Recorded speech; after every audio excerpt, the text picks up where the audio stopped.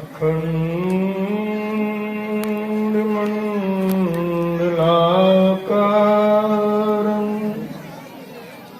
व्याप्तं येन चराचरं तत्पदं दर्शितं येन तस्मै श्री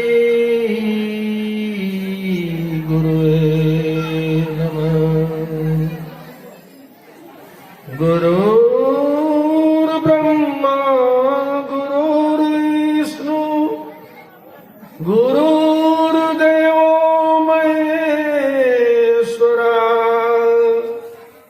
गुरु साक्षात् परं ब्रह्म तस्मै श्री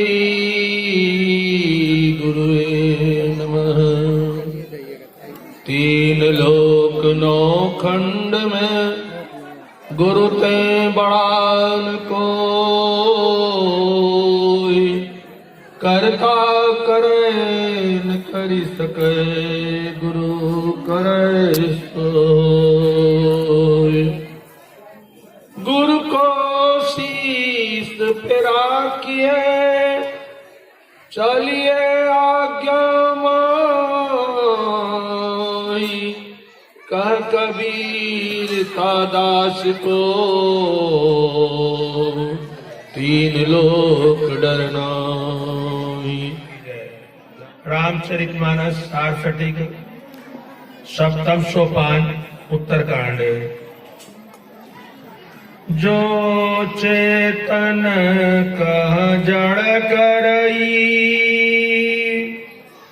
जड़ ही करई चैतन्य। अस समर्थ रघुनायक ही, भजई जीवते धन्य। अस समर्थ रघुनायक ही, भजई जीवते धन्य। जो चेतन को जड़ करते हैं और जड़ को चैतन्य करते हैं, ऐसे शक्तिमान राम को जो जीव भजते हैं वे धन्य हैं। राम भगति चिंतामणि सुंदर, बसई गरुड़ जाके उर अंतर। राम भक्ति रूपी सुंदर चिंतामणि है। हे गरुड़, यह जिसके हृदय में बसती है। परम प्रकाश रूप दिन राती, नहीं कछु चाहिए दिया घृत बाती। दिन रात परम प्रकाश रूप है वहाँ। दीप और घी और बत्ती कुछ नहीं चाहिए। मोह दरित निकट नहीं आवा, लोभ बात नहीं ताई बुझावा। अज्ञानता रूपी दरिद्रता उसके पास नहीं आती है और लोभ रूपी हवा उस मणि के प्रकाश को नहीं बुझाती है। प्रबल अविद्या तम मिटि जाई, हारई सकल सुलभ समुदायी। अविद्या का कठिन अंधकार मिट जाता है और सब पतंगे हार जाते हैं, उसे बुझा नहीं सकते। खल कामादि निकट नहीं जाही, बसई भगति जाके उर माही। काम आदि दुष्ट उसके पास नहीं जाते, जिसके हृदय में भक्ति बसती है। गरल सुधा सम अरित होई, तेहि मनि बिनु सुख पावन कोई। जिसके प्रभाव से विष अमृत और शत्रु मित्र तुल्य हो जाते हैं, उस मणि के बिना कोई सुख नहीं पाता। व्यापाई मानस रोग न भारी, जिनके बस सब जीव दुखारी। भक्तिवंत को मन के भारी रोग नहीं होते, जिनके वश में सभी जीव दुखी हैं। राम भगति मनि उर बस जाके, दुख लवले सन सपने उताके। राम भक्ति रूपी मणि जिसके हृदय में बसती है, उसे सपने में भी लवलेश मात्र दुख नहीं होता। चतुर शिरोमणि ने जग माही, जे मनि लाग सुजतन कराई। संसार में वे ही चतुर शिरोमणि हैं जो इस मणि के लिए सुंदर यत्न करते हैं। सो मणि यद्यपि प्रगट जगाई, राम कृपा बिनु नहीं को लाई। वह मणि यद्यपि संसार में प्रकट है, तथापि राम कृपा बिना कोई पाता नहीं है। सुगम उपाय पाई बेकेरे, नरहत भाग्य देई बट मेरे। उसके पाने का सुगम उपाय है, परंतु अभागे मनुष्य उसे धक्का देकर पीछे कर देते हैं। पावन पर्वत वेद पुराना, राम कथा रुचिरा करनाना। वेद और पुराण पवित्र पर्वत हैं, उनमें नाना प्रकार की राम कथा सुंदर खाने हैं। मरमी सजन सुमति कुदारी, ज्ञान विराग नयन उरगारी। सज्जन भेदिए हैं, उनकी सुंदर बुद्धि कुदाली है। हे गरुड़ जी, ज्ञान और वैराग्य नेत्र हैं। भाव सहित खोजै जो प्राणी, पाव भगति मनि सब सुख खानी। प्रेम सहित जो खोजता है, वह सभी सुखों की खान भक्ति रूपी मणि को पाता है। मोरे मन प्रभु अस विश्वासा, राम ते अधिक राम कर दासा। काकभूषुंडी जी कहते हैं, हे स्वामी, मेरे मन में ऐसा विश्वास है कि राम के दास से बढ़कर राम के दास है। राम सिंधु घन सजन धीरा, चंदन तरु हरि संत समीरा। राम समुद्र रूप है, धैर्यवान सज्जन मेघ रूप, और राम चंदन वृक्ष है तो संत पवन रूप है। सब कर फल हरि भगति सोहाई, सो बिनु संतन काऊ पाई। सबका फल सुंदर हरि भक्ति ही है, उसके बिना संतों की कृपा के किसी ने नहीं पाया है। आशा विचारी जो सतसंगा, राम भगति ते सुलभ विहंगा। ये पक्षीराज, ऐसा विचार कर जो सत्संग करेगा उसे राम भक्ति सहज ही में प्राप्त होगी।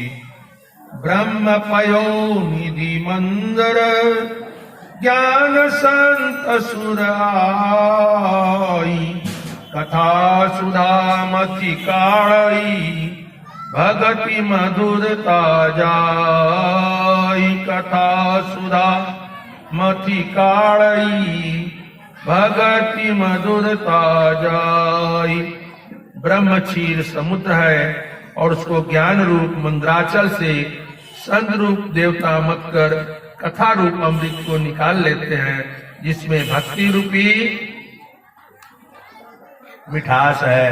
श्री सद्गुरु महाराज की संत संतान में ही भेद यह, संत मता कर गाय, सबको दियो सुनाई के, अब तुम रहो छुपाए। ये अब तुम रहो छुपाए से तात्पर्य है कि संत मत में जो है 3 बातों पर विशेष ध्यान दिया जाता है। पहला सत्संग, दूसरा गुरु सेवा और तीसरा ध्यान साधना। इन 3 बातों पर विशेष ध्यान दिया जाता है। मोहन बाबा के अनुसार 2 बातों को याद रख, जो चाहो कल्याण, एक तो अपनी मौत को, दूजे श्री भगवान। अपनी मौत, दूसरे की मौत नहीं। एक लघु कथा मुझे याद आ रही है। एक बार कहीं प्रवचन में चल रहा था कि यदि मौत को जान जाए तो सब छूट जाए। इसमें जो है राजा साहब बोले, कह रहे तो सभी जानता है कि हम मरेंगे, तो कहां सब कुछ छूटता है, सब तो रहता ही है। तुम जो इस बात को बोले हो इसको साबित करो। वो फकीर बोला ठीक है महाराज हम साबित कर देंगे। बोला नहीं साबित करोगे तो हम अंदर कर देंगे। बोला ठीक है साबित करो। राजा को एक तरफ ले गया और बोला कि आप जो है अपने मंत्री को जो है भरे दरबार में बोल दीजिए कि इसको आज के 7वें दिन को तो मीठा बहुत पसंद था, बहुत मन से मीठा खाते थे, क्या हो गया तुमको? तो बोला राजा साहब आज हमने मौत को जाना है, हमको कुछ भी अच्छा नहीं लगता है, घर परिवार धन संपत्ति कुछ भी अच्छा नहीं लगता। तो जब लोग मौत को जान जाते हैं तो वास्तव में कुछ भी अच्छा नहीं लगता है। इसलिए एक तो अपनी मौत को, दूजे श्री भगवान। यानी हम भी सबका भोज खाएं तो हमारा भी कोई भोज खाएगा एक न एक दिन। इसलिए अपनी मौत को जब याद करते हैं तब जो है भगवान की याद आती है। कहा गया है दुख में सुमिरन सब करे, सुख में करे न कोई, जो सुख में सुमिरन करे दुख काहे को। इसलिए सत्संग में कहा गया है कि बच्चे को जन्म से ही अध्यात्म की शिक्षा दो, और एक समय ऐसा आएगा कि वो बच्चा इतना अध्यात्म में पारंगत हो जाएगा, इतना पारंगत हो जाएगा कि वो जो उसका लक्ष्य है उसको प्राप्त कर लेगा। आज हम लोग सुनते थे, सत्संग में जाते थे तो मोहन बाबा भी कहते थे और से बहुत साधु संत महात्मा कहते थे कि 3 अवस्था तजहु भजहु भगवत, माने 3 अवस्था को छोड़ो उसके बाद भगवान का भजन करो। इसका अर्थ लोग जो है साधारण तौर पर लगाते थे कि 3 अवस्था कौन सा तजना है, तो बचपन छोड़ दो, बचपन में भजन नहीं करना है। किशोरावस्था भी छोड़ दो, उसमें भी भजन नहीं करना है, खेलने का टाइम है, पढ़ने का टाइम है। और जवानी में तो भजन करना ही नहीं है, इसीलिए कि वो मस्ती का समय है। कब करो भजन? तो बुढ़ापे में करो। 3 अवस्था तजो भजो भगवन, ये तीनों अवस्था जब छूट जाए, जब बुढ़ापा आ जाए, तब भजन करो। लेकिन विचारिए क्या ये अर्थ सही है? कबीरदास के भजन में आया है, कब भजी हो सतनाम हमारे मन, कब भजी हो सतनाम। कानन बहिर नयन नहीं सूझत, दांत भये बेकाम। लाठी टेक चलत मार्ग में, सयो नहीं जात है गांव। उस समय आप बैठ नहीं पाइएगा आधा घंटा, तो क्या ध्यान कीजिएगा, क्या सत्संग कीजिएगा? तो वो 3 अवस्था कौन सी है जिसे हम छोड़कर भजन करें? वो है जागृत, आंख खोले रहिए और माला फेरते रहिए, जाप करते रहिए और तुरंत कहिएगा गैया बांध रहे, क्योंकि आंख खुला है और उधर गैया भी खुली हुई है। अरे देख देख दूध वाला आयल कि ना आयल। तो ये हुआ, कर में तो माला फिरे, अजीब फिरे मुंह माई, मनवा को दहु दिसरे, यह तो सुमिरन नाई। अर्थात आंख खुली रहेगी तो भगवान की भक्ति और ईश्वर का सुमिरन नहीं होगा। दूसरा है स्वप्न, सोए हुए हैं, कुछ ज्ञान नहीं है, कंठ में है, नदी में डूब रहे हैं, बापड़े मायने चिल्ला रहे हैं, नाव लगी हुई है, आपको बचाने कोई नहीं आ रहा है। आप तो वहां अपने बेचैन है, वहां भी भजन नहीं होगा। दूसरा है गहरी नींद, गहरी नींद में तो कुछ है ही नहीं, सारी इंद्रियां निश्चेष्ट, केवल वहां चेतन ही रहता है। तो बिना मन के सहारे भजन नहीं होगा, मन की सहायता चाहिए। इसीलिए कहा गया है, मन के ऐसा मित्र नहीं, मन के ऐसा शत्रु नहीं। अगर मन आपको सुमार्ग में ले जाता है तो वह आपको कहां से कहां तक पहुंचा देगा, और मन अगर आपको कुमार्ग में ले जाता है तो वो भी आपको कहां से कहां तक पहुंचा देगा। यानी मन कैसा मित्र और मन कैसा शत्रु नहीं होता है। तो हम लोगों को सत्संग करना चाहिए, और किस तरह से करना चाहिए?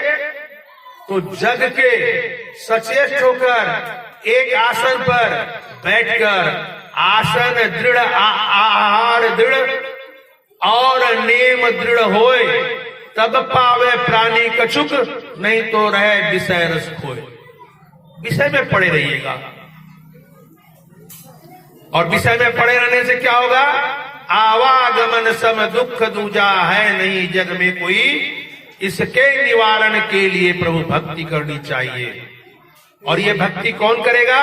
तो गुरु महाराज कहते हैं, जितने मनुष्य तनधारी हैं प्रभु भक्ति कर सकते सभी, अंतर व बाहर भक्ति कर घटपट हटाना चाहिए। दूसरे शब्दों में फिर लीजिए, नित्य प्रति सत्संग करो बनाई, अंतर बाहर द्वय विधि भाई, अंतर सत्संग ध्यान अभंगा, बाहर सत्संग हरि कथा प्रसंगा। जहां कथा हो, भगवान की चर्चा हो, वहां पर जो है हम जो सत्संग चर्चा सुने, उससे भी लाभ होगा। उससे क्या होगा? आस्था जगेगी, अटूट विश्वास होगा, सत्संग के प्रति खिंचाव होगा। और जब हम सत्संग में बैठने लगेंगे, ज्ञान की बात सुनेंगे, 10 सुनेंगे, 9 निकल जाएगा, फिर भी एक वो तो रहेगा ही कान में, जिसको सुनकर अगर हम उसको अमल करें और सत्संग में जाएं तो बहुत लाभ होगा। आप विचार कर देखिए, कितने लोगों के यहाँ श्राद्ध में सत्संग होता है? नहीं होता है। वो गवैया को बुला देता है, ढोल पीट लिया, दक्षिणा लिया, आपने कर गया। न तो उसमें कोई श्रद्धा है, न कोई भक्ति है, जो समझ में आया सही गलत गा लिया। बहुत से गवैया तो गलतों भजन गाते हैं, है कबीरदास का नाम तुलसीदास का बोलते हैं, ये भी होता है। तो गलत मंत्र से जो है उसका लाभ नहीं होगा। मंत्र का अर्थ होता है मन को त्राण देने वाला। जो शब्द मन को शांति दे वही मंत्र है। हम लोग पढ़ते हैं ना, मूल ध्यान गुरु रूप है, मूल पूजा गुरु पांव, मूल मंत्र गुरु वाक्य है, मूल वेद सद्भाव। उसको अगर श्लोक में पढ़े तो इस तरह से पढ़ते हैं, ध्यान मूलं गुरुर्मूर्ति, पूजा मूलं गुरुर्पदम, मंत्र मूलं गुरुर्वाक्यम, मोक्ष मूलं गुरु कृपा। इस तरह से सत्संग जो है वो कल्याण का मार्ग है, और इसको बिना किए कहीं कोई उपाय नहीं है जो पाप से मुक्ति मिले। आज दासीन के घर में जो सत्संग हो रहा है, निश्चित रूप से वो शरीर में नहीं है, लेकिन जो जीवात्मा है वो श्राद्ध तक अपने उस स्थान को नहीं छोड़ता है जहां पर सारा कार्यक्रम होता है। वो उसको देखता है, अनुभव करता है। अनुभव और अनुभूति एक बहुत बड़ी चीज है। आज आपके घर का सदस्य यदि कोई पारितोषिक जीत के आता है तो हमको क्या होता है? सुख की अनुभूति होती है। और वही अगर किसी को कष्ट देके या बुरा काम करके आता है तो हमें क्या होती है? दुख की अनुभूति होती है। इसको देखा नहीं जा सकता है, न इसको व्यक्त किया जा सकता है। उदाहरण के लिए आप रसगुल्ला का मीठा खाइए और बरसाई का मीठा खाइए। आपसे लोग पूछेगा कैसा मीठा है, क्या बोलिएगा? मीठा है। ईश्वर जो है गूंगे का गुड़ है। गूंगा को खिला दीजिए कैसा है, पिता खिला दीजिए कैसा है। गूंगे का गुड़ है ईश्वर। अनुभूति जो भूख है, भूख हमें लगती है, हम क्या बोलते हैं? भूख लगी है। बच्चा कभी कभी बोलता है तो हम लोग बच्चे से मजाक नहीं करते हैं, भूख लगी है। कहाँ लगी है? दिखाओ। वो बेचारा क्या दिखाएगा? दिखाने का चीज ही नहीं है, दिखाएगा। तो सत्संग में शांति धन्य है, और सुनकर उसको अपने जीवन में उतारना ये सबसे बहुत बड़ी काम की बात है। इसको जो अपने जीवन में उतारेगा वो पहले तो आप सुनिए, सुन के समझिए, और समझ के अपने जेहन में उसको रखिए, फिर व्यक्त कीजिए। अगर इतना आपका हो गया तो समझ लीजिए कि आप जहां सत्संग में जाते हैं वहां से कुछ लेके आते हैं। उसके बाद अगर उसको आप जीवन में उतारते हैं तो समझिए उसको भी जो है आप अमल में लाके अपने जीवन में कुछ अच्छा कर रहे हैं, जिससे आपका संस्कार बनता है। आज साधारण सी बात लीजिए, कोई आदमी मरा और वो भिखमंगा के यहाँ जाके जन्म ले लिया। भिखमंगा बनने के लिए उसको क्या करना पड़ा? केवल जन्मना ही पड़ा उसके यहाँ। दे दे राम दिला दे राम जैसे उसका माँ बाप शुरू किया वही वो भी करने लगा, वो भी संस्कार है। और एक करोड़पति के यहाँ जन्मा, अरबपति के यहाँ जन्मा, मुकेश अंबानी के यहाँ जन्मा, तो उसको अमीर होने के लिए क्या करना पड़ा? कुछ नहीं करना पड़ा, जन्मा और करोड़पति बन गया। कार में घूमने लगा, वो भी 4 चक्का में घूमता होगा जो भिखमंगा के यहाँ है, लेकिन वो लकड़ी वाला 4 चक्का में घूमता होगा और अठन्नी चौनी मांगता होगा। और ये एसी कार में घूमता होगा और 1000-2000 दान करता होगा, गरीबों को कंबल देता होगा। क्यों? इसका पहले से वो संस्कार है। हमने तो ये सच्ची घटना मैं बता रहा हूं कि महादेवपुर में एक इन लोगों के स्वजाति में जन्मा हुआ बच्चा, स्वजाति में जन्मा, पहले बाप मरा फिर मां मरी, और वो उसको एक मारवाड़ी उठा के लेके चला गया।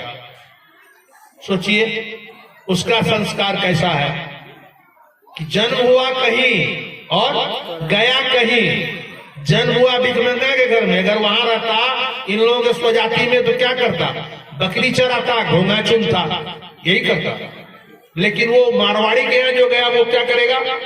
नहीं भी कुछ करेगा तो पाट का बिजनेस जरूर करेगा, और जरा सा अगर बगल में सत्संग होगा तो कान में 2 शब्द जरूर जाएगा। तो संस्कार जो है आदमी को खींच के ले जाता है। संस्कार बनाने के लिए भक्ति की आवश्यकता है। जब तक हम भक्ति नहीं करेंगे हमारा संस्कार नहीं बनेगा। हम कुमार्ग पर चलेंगे, कुसंस्कार में जाएंगे, हमारी अधोगति होगी। लेकिन अगर हम सत्संग करते हैं तो हमारी अधोगति नहीं होगी, पूंजी हमारी बरकरार रहेगी। फिर से हमें मनुष्य शरीर प्राप्त होगा, और जो हम अधूरा काम छोड़े हैं उसको पूरा करने की जो है पूरा करने का समय हमें परम प्रभु परमेश्वर अवश्य देंगे। गुरु महाराज हमारी रक्षा करेंगे। बाबूजी एक बात कहा करते थे, उस समय मेरी कमाई नहीं थी, इतना ही कहकर मैं अपने वाणी को विराम दूंगा। बाबूजी श्री मोहन बाबा कहा करते थे, उस समय मेरी कमाई थी 2 रुपया प्रतिदिन।